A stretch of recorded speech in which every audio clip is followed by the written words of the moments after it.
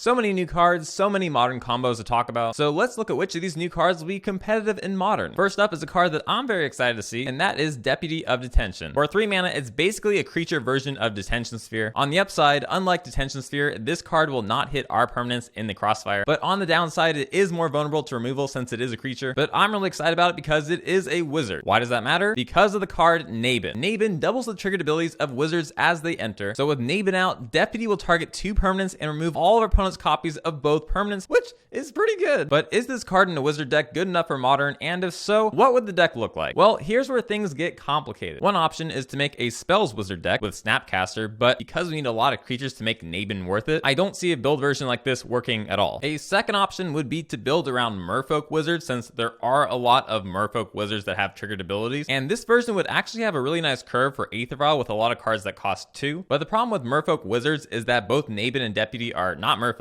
and since Merfolk lords are the backbone of Merfolk decks, I just don't think there's enough synergy to make a Merfolk wizard build work. Likewise, human wizards is close to becoming really strong, especially since Nabin is a human and would cause human wizards to trigger champion twice. But since Deputy is not a human, this version also falls short. I think the best shot that Deputy Wizards has at becoming a thing in modern is to follow in the footsteps of Spirits and go Bant for Noble Hierarch and Collected Company. Having multiple triggers from Collected Company would be really impressive, but my only concern would be whether or not the deck is able to switch from defense to offense as fast as Spirits can with flyers. With all that said, I'm going to give Deputy 4 out of 5 surprises. It will probably see play in Fringe decks, but Spirit decks will probably be better for the fast meta. Next, we have another card that I'm excited to see, and that card is Growth Spiral. For 2 mana, we draw a card and then we may put a land from hand into play. What makes this card good is that it's an instant, and this is actually the first time a blue instant's able to put a land into play. Blue instant speed decks tend to struggle on 3 lands because counterspells work well on 2 lands and Cryptic Command works well on 4 lands, but 3 lands can be a dangerous transition, especially without a Snapcaster ready. So with 2 lands out and a counterspell ready, if our opponent plays nothing, we can instead Growth Spiral and have 4 lands out by turn 3. The only downside is that there aren't currently any instant speed decks with green in them, although I still think it's worth a try. With all of that said, I'm going to give this one 3.5 out of 5 surprises. The next card is Rampage of the Clans. For the cost of 4 mana, it replaces all artifacts and enchantments with 3/3 tokens. It's horrendous in most decks, but in an enchantment or artifact prison deck where win conditions are hard to come by, it would certainly be cool to fire this card at the end of our opponent's turn and then swing in for the win on our turn. But even so, this card only gets 2.5 out of 5 surprises. The next card is Lavinia. It's a 2/2 creature for 2 that says opponents can't cast non-creature spells with a mana cost greater than the number of lands they control. And Lavinia also says whenever opponent casts a spell, if no mana was spent to cast it, counter that spell. People do seem excited to play this card against Tron because the opponent won't be able to play their big non-creature stuff with the Tron lands out. The problem is that they could still play their creatures as well as Oblivion Stone, so really Lavinia is only delaying 6 cards against Tron. Lavinia could also be used against Living End, Ad Nauseam, and Enduring Ideal, but other than that, there aren't that many top tier decks that it's super good against. It is a human, so perhaps it'll make it into the sideboards of some human decks, but I'm only going to give this card 3.5 out of 5 surprises. It's alright. The next card is Judith the Scourge Diva. Okay. Judith is a human, it's legendary, and it gives our creatures +1/+0. And whenever a non-token creature of ours dies, it deals 1 damage to any target. But there are a few reasons why I don't like this card. The first reason is that it's one of those cards that if you're winning, it's alright, but it is really bad if we're losing compared to other cards that cost 3. The second reason why I don't like the card is the name. I just don't want to see a metagame where it's Judith the Diva versus Bob the Builder. On top of that, I met a therapist named Judith. She seemed normal at first, but after 2 years, she called me up out of the blue and asked why I was thinking bad thoughts about her. And when I told her I had no idea what she was talking about, she said that I had been out to get her and her family for years. And then I was like, oh, sorry, it's not like that, bye. And you would think that would have been the end of it, but then she went and told everyone I knew that I was a terrible, horrible person out to get people. I know you guys didn't click on the video wanting to hear that story, but I don't have anyone else to talk to. And it's not like I can talk to a therapist about it because how am I supposed to trust a therapist after meeting that crazy lady? Anyway,